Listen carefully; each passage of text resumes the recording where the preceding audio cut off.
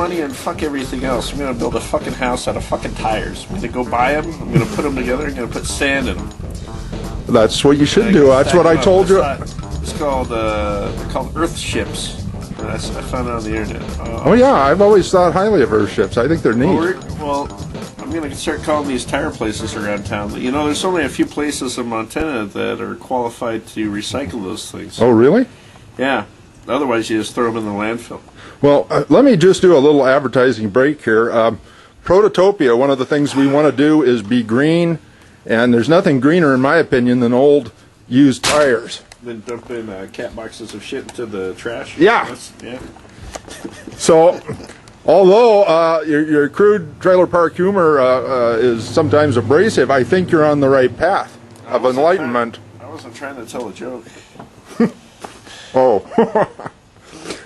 But anyway, I'm going to run this by Kirk because he's always struck me as a sensible person. He's a fair person. He gave me half of his cigarette. He's got good judgment. Have you ever noticed when you see Matt and myself that if we're close together that we're almost identical, except I'm taller than him? Yeah, the resemblance is there. Yeah, he says it isn't, but I think he is fighting something that has caused much of his psychological grief, and possibly his asthma is being generated by this psychological problem that he has.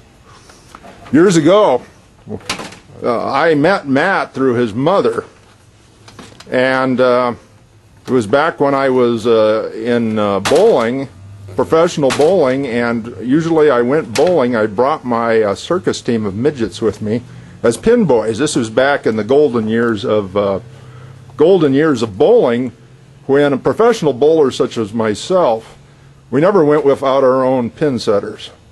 And I always found that the pin setters with the most delicate hands, really the best judgment in setting pins that would allow me to have 300 games were circus midgets. This is Bob living in his world again, I think. Yeah. Just let him get it out. Well, he's almost ready to break that damn chair and have an accident. The leg is I never had an accident. The leg on the chair is spread. Oh, yes. There you go. Thanks well, you just saved me. Well, saved you embarrassment, that's about it. I'm just going to tell you something here, and it's going to seem a little raw, a little harsh, but I'm doing it because the only way that he's going to get off hose and off, sucking air hoses and sucking that hose stuff he's sucking is by him confronting the reality. When I met his mother, and this is going to be harsh, but it's true, she was she was a little loose. I'm going to be, and when we were all staying with her, the midgets and myself, there's a good possibility. Truth again here. Watch out. Midget pin setters and my mom are all involved. Okay, so you were living inside or like a circus tent, and well, I think it happens occasionally that there can be multiple fathers. I think I was the predominant father of Matt, but I think the circus midgets also. Why don't you save this shit for the show, and we'll put it on the show? We're supposed to be documenting real life, and you're telling fantasy stories about my mother and midgets. That's true. That's exactly the reaction I would expect. Psychological reaction is called resistance.